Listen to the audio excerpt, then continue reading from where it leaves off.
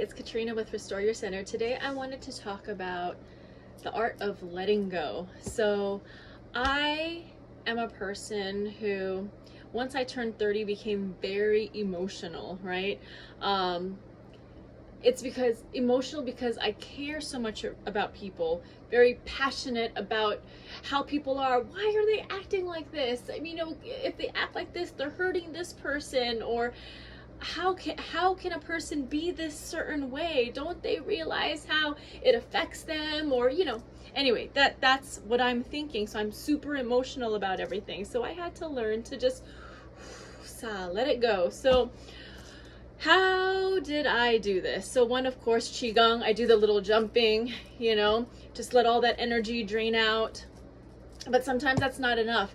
And I had to remember letting go. Number one, yes, of course, we understand that each person has their own path. Why do I know this?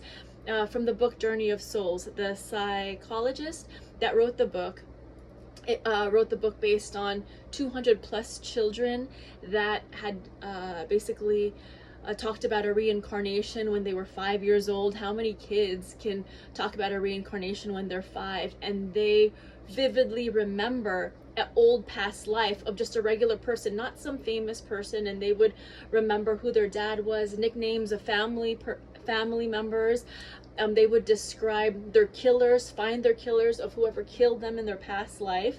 So they talked about this explains reincarnation to me, and that we all have our own journey. We come back, we decide before we come back what kind of life we want to live, and based on that life, we've got certain trials and tribulations, and people don't even realize that even being wealthy is, yes, of course, it's something great, right? But it's also a test. How do you use it? How do you use it for humanity? Everything is a test. This is a complete training ground.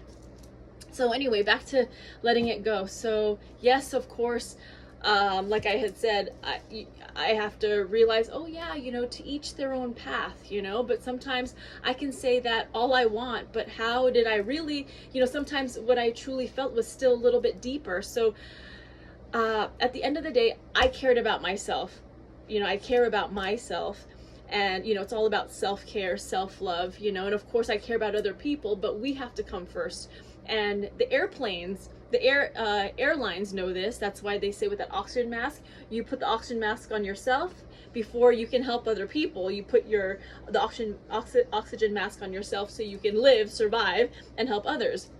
So I was able to let it go by saying, hey, you know what? I care about myself. If somebody frustrates me, I have to stop. I can't let them frustrate me, because that's going to cause a dis-ease within my system.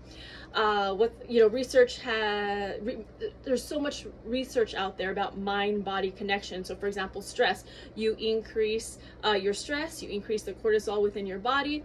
That leads to other things physically,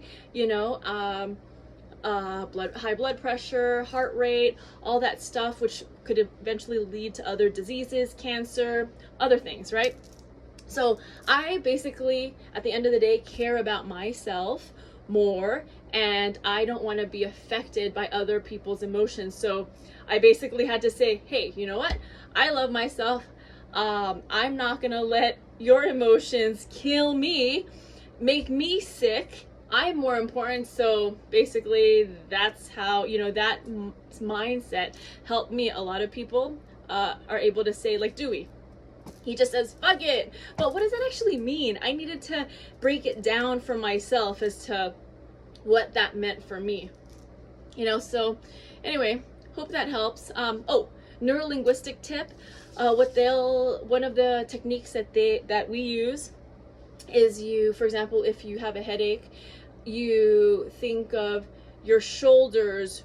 How do your shoulders feel about your headache? Then how does your, chest feel about your headache? How do your hips feel about your headache? And you go all the way down to your feet. How do your feet feel about your headache? And then you realize, my feet doesn't feel anything about my headache. And then you become detached from that emotion and your headache, where it slowly makes you feel better. So that's a neuro-linguistic technique tip. Hope that helps, and have a good day.